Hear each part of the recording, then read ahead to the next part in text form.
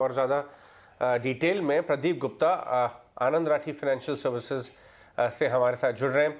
Pradeep, good morning. आज काफ़ी अच्छी एक सुबह दिख रही है भारतीय मार्केट्स के लिए, 17,400 के ऊपर है और ओवरऑल एक सेंस ये आ रहा है कि वो पैनिक जैसा माहौल जो था कुछ हफ्ते पहले वो ईज आउट हो रहा है। कल शाम को काफ़ी अच्छी पीस टॉक्स हुए टर्की में यूक्रेन और रशिया के बीच, और डायरेक्शन ग्लोबल इक्विटीज़ का भी ये बता रहा है कि शायद मार्केट्स ये फैक्टर इन कर रहे हैं और मूव कर रहे हैं प्री वॉर लेवल्स के। तो ये एक मामला कम होता हुआ जा रहा है। आपको लगता है कि इंडियन मार्केट्स भी शायद न्यू हाइज की तरफ दिवाली तक मूव करने के केस बढ़ गया है, अब स्ट्रांग हो गया?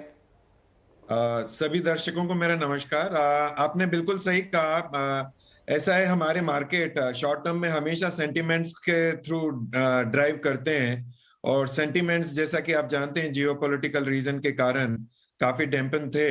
और apart from geopolitical reason there is another biggest concern which is constantly happening is on inflation side. तो आई थिंक ये दोनों फैक्टर काफी ओवरपावरिंग थे in short term from last few months. And I think जैसे जैसे ये geopolitical tensions में थोड़ा सा बदलाव आना शुरू होगा, जैसा कि हमने कल देखा, तो वर्ल्ड ओवर ही मार्केट्स पॉजिटिव रिएक्ट करने शुरू कर देते हैं। अब रही बात लॉन्ग टर्म की, जैसा आपने कहा दिवाली तक मार्केट सुधरेंगे। मेरा ये मानना है कि भारतीय इकोनॉमी जो जिस तरह से चल रही है और जिस तरह से ग्रोथ के हम नंबर देखने की कोशिश कर रहे हैं, आई थिंक फर्स्ट क्वार्टर और सेकंड क्वार्टर थोड़ा सा सबड्यूड रहेंगे, but over a period of time I think growth factors are going to be there in Indian market, and उस ग्रोथ फैक्टर्स के कारण अर्निंग्स इंप्रूवमेंट होता हुआ दिखेगा। और ये improvements of in earning I think global markets के comparison में बेहतर होगा, और इसलिए मुझे लगता है कि भारतीय बाजारों में कॉन्स्टेंटली तेजी या पॉजिटिविटी देखने को मिलेगी। अब ये अलग बात है कि आप वॉलेटिलिटी इंटरमिटेंट पीरियड में देखते रहेंगे, क्योंकि कई रीजंस हैं, कई न्यूज हैं जो कि शॉर्ट टर्म में इस मार्केट को इम्पैक्ट करती रहती हैं और करेंगी। राइट। प्रदीप, आपके कंपनी में, आप तो कंपनी में अपने वन ऑफ द बिगेस्ट है HNI फैमिलीज को और हर तरह के इनफैक्ट, बट काफ़ी टिल्ट बिग HNIs पे है, आप सर्व करते हैं अक्रॉस द कंट्री। थोड़ा फीडबैक दीजिए। ये जो लास्ट कुछ हफ्तों में टर्मोइल आया ग्लोबल मार्केट्स में, इंडिया भी प्रेशर में आया, 15,700 के आसपास चले गए थे हम, क्या उस बात का फ़ायदा उठाया क्लाइंट्स ने? क्योंकि ये बात तो है कि इवेंचुअली हिस्टोरिकली हमने देखा ये वॉर जैसी मामले कुछ महीनों में सुधर जाते हैं, लेकिन क्या इन्वेस्टर फ़ायदा उठा पाया इस बार? क्या बाइंग हुई थी आपके यहाँ, और हुई थी तो कौन से एरियाज में बाइंग हुई थी? असल में आई थिंक हमारे यहाँ पे ये इस मार्केट में कई तरह के इन्वेस्टर रहते हैं। कुछ तो चलते हैं हर्ड मेंटेलिटी पे, और कुछ चलते हैं एब्सोल्युटली अपनी स्टडीज के साथ, अपनी इंटेलिजेंस के साथ, या सही सलाह अगर उनको मिलती रहे तो मेरा ये मानना है जो इन्फॉर्म्ड इन्वेस्टर है, जो जो सही सलाह के साथ चला हुआ है, उन्होंने डेफिनेटली इन सब डाउनफॉल पे फायदा उठाया। उन्होंने इन्वेस्ट किया, उन्होंने मनी इस मार्केट में वापस इन्वेस्ट किया, क्योंकि लॉन्ग टर्म गोल और लॉन्ग टर्म माइंडसेट उनका एब्सोल्यूट क्लियर था कि इस मार्केट में अभी कोई बहुत ज्यादा मंदी के चांसेस नहीं है या डाउनसाइड के चांसेस नहीं है। हाँ, कुछ मार्केट जो कुछ लोग जो हर्ड मेंटेलिटी पे चलते हैं या प्योरली ट्रेडिंग पर्सपेक्टिव से चलते हैं, प्रोबेबली उनको ज्यादा समय नहीं मिला, या प्रोबेबली उनको ज्यादा फायदा उठाने का मौका नहीं मिला। तो ये दोनों तरह के रीजंस हैं। बट जैसा आपने कहा, बिल्कुल जो इन्वेस्टर है, जो वास्तव में इन्फॉर्म्ड इन्वेस्टर है, जो उन्होंने डेफिनेटली इस मार्केट में ग्रेजुअल इन्वेस्ट करते हुए इन्वेस्ट किया है। और आप अगर डेटा भी देखें तो मार्केट ग्रेजुअल धीरे धीरे नेट पॉजिटिव में चला जा रहा है। नेगेटिव FII के फ्लो देखते हुए भी पिछले 2 महीनों में हमने काफी अच्छे आउटफ्लो देखे, बट उस आउटफ्लो के सामने आप देखिए म्यूचुअल फंड्स या DII का डेटा पॉजिटिव था, और DII के अलावा डोमेस्टिक इन्वेस्टर का डेटा पॉजिटिव था। तो on net basis I think data shows कि I think people are investing in every single downfall. Pradeep ji, एक सवाल ये पूछने आपसे, वो इन्फ्लेशन से जुड़ा हुआ है। असल में इन्फ्लेशन एक दिन में जाती नहीं और एक दिन में आती नहीं। अब इन्फ्लेशनरी प्रेशर से हम जूझ तो रहे हैं और शायद आने वाले क्वार्टर्स भी जूझेंगे। आपका स्टांस क्या है कि इस बार कॉर्पोरेट अर्निंग उसको काफ़ी हद तक डाइजेस्ट कर चुका है, या फिर 2 क्वार्टर 3 क्वार्टर कम से कम देखने पड़ जाए, दिवाली तक देखना पड़ जाए कि इन्फ्लेशनरी प्रेशर कितना रहता है? ये इन्फ्लेशन का आई थिंक मानना ये होगा कि इन्फ्लेशन के साथ डिमांड ग्रोथ हमारी कंट्री में, मोर स्पेसिफिकली इंडियन पर्सपेक्टिव में, निकल के आती है कि नहीं आती है। तो ये इन्फ्लेशन का डेफिनेटली कॉर्पोरेट अर्निंग्स में तकलीफ आएगी। अगले फर्स्ट क्वार्टर और सेकंड क्वार्टर में हमको देखने को मिलेगा। जिस तरह की प्रॉफिटेबिलिटी हमने पिछले क्वार्टरों में देखी, probably same kind of a percentage profitability देखने को ना मिले अगले 1 या 2 क्वार्टर में। बट ग्रेजुअली मेरा ये मानना है 1 या 2 क्वार्टर के बाद ये एडजस्ट होना शुरू होंगे, क्योंकि डिमांड जनरेशन भी साइमल्टेनियसली चालू होनी शुरू होगी। तो आई थिंक टॉप लाइन अगर कांस्टेंट ग्रो करती रही तो बहुत ज्यादा इंपैक्ट नहीं आएगा। बट हाँ, जैसा आपने कहा, first 2 quarters are really impressive होंगे, या देखने में हमको देखने की जरूरत होगी इन फर्स्ट क्वार्टर में कि किस तरह से कॉर्पोरेट बिहेव करते हैं। हाउएवर आई थिंक कुछ एक सेगमेंट ऐसे हैं जहां ये भी देखने को मिल रहा है कि डिमांड काफी अच्छी डेवलप हो गई है, और वहां पे कैपेसिटी यूटिलाइजेशन अबाउट 80% के आसपास और 80+% के आसपास चल रहे हैं। वहां पे investments have started happening to increase the productivity.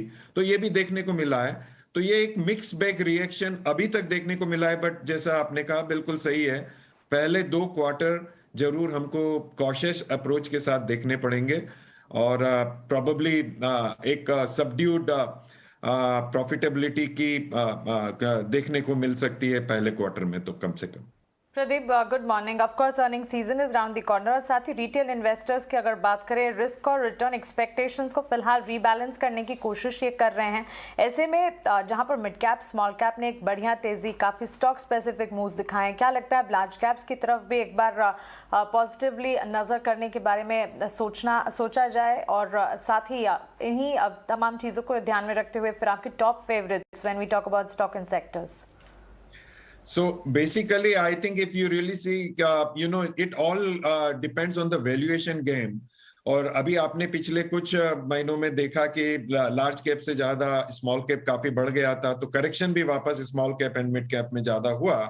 तो I think based on the valuation के किस तरह के वैल्यूएशन हो रहे हैं, मेरा ये मानना है अभी भी in large cap as well as mid and small cap में कई एक स्टॉक्स या कई एक सेक्टर्स इतना अच्छा कर रहे हैं। तो आई थिंक जरूरत ये है कि आपको स्टॉक पिक करने की जहां पे valuations are not grown very fast, या काफी एग्रेसिवली नहीं बढ़े हैं, या वहां पे जहां पे ग्रोथ कांस्टेंट हो रही है बट वैल्यूएशन वापस लोअर हो गए हैं, या प्रॉफिट बुकिंग होने के कारण वापस रीजनेबल लेवल पे आ गए हैं। जहां तक लार्ज कैप का सवाल है, लार्ज कैप एक ऐसा सेक्टर है या सेगमेंट है जहां पे अभी भी ग्रोथ देखने को मिल सकती है कांस्टेंट रेगुलर बेसिस पे, और उस ग्रोथ को देखते हुए व्हेनेवर सेंटिमेंट सबड्यूड रहते हैं या मार्केट कंसोलिडेशन फेज में रहता है, तो people start looking at a safe bet, and safe bet के हिसाब से लार्ज कैप में देखने को मिल सकता है। तो जैसा हम बात कर रहे हैं कि इस क्वार्टर की अर्निंग सीजन आने शुरू होंगे, और earning will decide, and then first quarter भी देखना जरूरी है, क्योंकि इन्फ्लेशन का एक बहुत बड़ा किस्सा प्रोबेबली इंपैक्ट कर सकता है प्रॉफिटेबिलिटी को, अर्निंग्स को।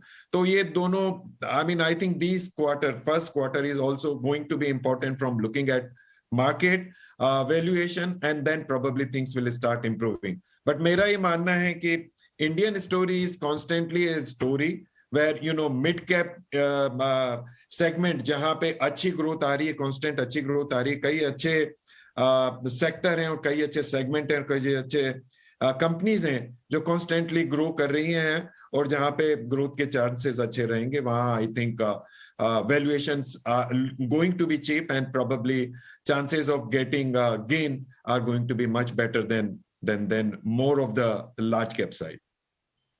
लार्ज कैप में सीमेंट स्टॉक्स में बहुत ज़बरदस्त बाइंग आ रही है। लास्ट कुछ दिनों से हम देख रहे हैं UltraTech, Ambuja, India Cement, Shree Cement, JK Lakshmi, आप नाम लीजिए। ये सब जानते हुए भी कि वहाँ पे कॉस्ट प्रेशर्स हैं। इनफैक्ट जेके सीमेंट ने तो हमें 2 दिन पहले बताया कि 2% मार्जिन इम्पैक्ट हो जाएगा because of higher transportation cost और वीक डिमांड। लेकिन बाजार किसी और ही रुख में चल रहा है। कोई व्यू इधर क्यों बाजार ध्यान नहीं दे रहा मार्जिन प्रेशर्स पर, या आपको लगता है कि सीमेंट स्पेस अच्छी लग रही है बाजार को, इसलिए पूरा प्राइसिंग हो गई है नेगेटिविटी? आई थिंक मोर और लेस जो आपने बात कर रहे हैं, यस, प्रॉफिटेबिलिटीज पे इन सब कंपनियों में कुछ ना कुछ इम्पैक्ट तो आएगा, बट सवाल ये है कि प्रॉफिटेबिलिटी में कितना इम्पैक्ट आएगा। सवाल ये है कि कांस्टेंट डिमांड रहेगी और ग्रोथ रहेगा। अब सीमेंट सेक्टर ऐसा है जो कि डायरेक्टली एसोसिएटेड है इंफ्रास्ट्रक्चर रिलेटेड स्टोरी के साथ, और हमने देखा है कि अभी तक जितना भी व्यू है सरकार का या ओवरऑल इकोनॉमी का, आई थिंक इंफ्रास्ट्रक्चर में काफी स्पेंडिंग आनी है और आ रही है, और वो इंफ्रास्ट्रक्चर एक ऐसा सेगमेंट है जहां पे प्रॉबली काफी लार्ज वे में डिमांड जनरेशन शुरू हो रही है। इवन हाउसिंग में भी अगर आप देखें तो धीरे धीरे डिमांड कुछ एक जगह में, कुछ एक सेक्टर में, फ्रैक्शन ऑफ सेक्टर्स में अगर आप देखें कुछ एक मार्केट्स में, तो थोड़ी बहुत डिमांड आनी शुरू हुई है। तो ये सारी डिमांड अल्टीमेटली जो इंफ्रास्ट्रक्चर से रिलेटेड है, I think cement is one segment where probably because of infrastructure directly correlate करता है। इसी तरह हम देख रहे हैं कि कई कंपनियां जहां पे ओवरऑल पर्सपेक्टिव में कैपेसिटी यूटिलाइजेशन बढ़ा है, तो वहां पे भी इन्वेस्टमेंट आ रही है, वहां पे भी कैपेसिटी इंक्रीज और एक्सपेंशन की बात चल रही है।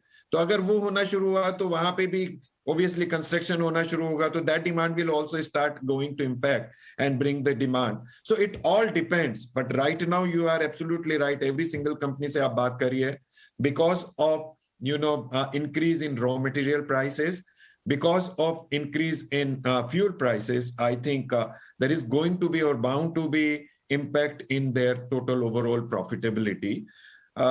So I think मानना ये है कि impact आएगा, बट इतना बड़ा इम्पैक्ट मुझे नहीं लगता आएगा जो कि कंसिस्टेंसी को बहुत ज्यादा वे में इम्पैक्ट करे।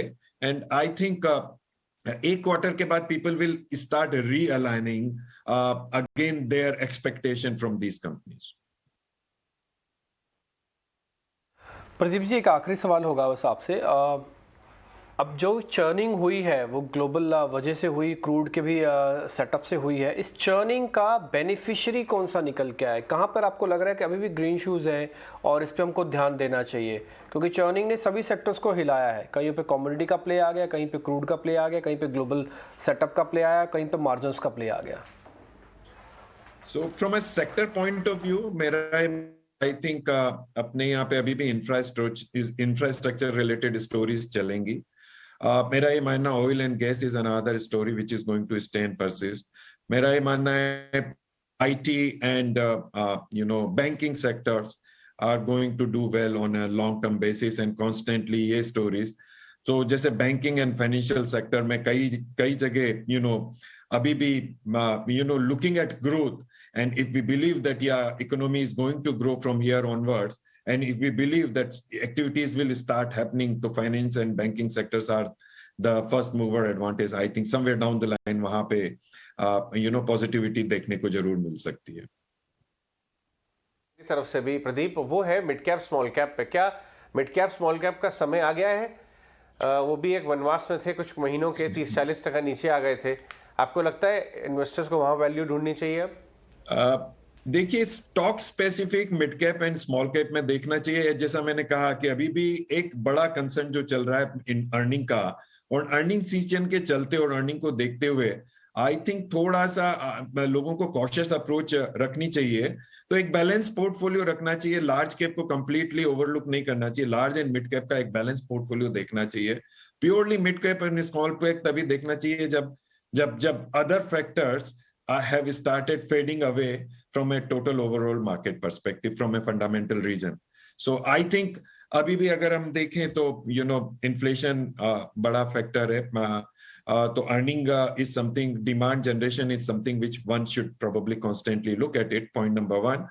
Geopolitical region में yes कुछ एक इम्प्रूवमेंट है, बट ओवरऑल इम्प्रूवमेंट में हम लोगों को अभी भी देखना है, क्योंकि ये किस वे जाएगा, किस मूव पे जाएगा is something. So one has to have a cautious approach and keep a balance between large and mid cap में. Abhi right now is not a time when probably you have to completely go overboard on a mid cap or a small cap.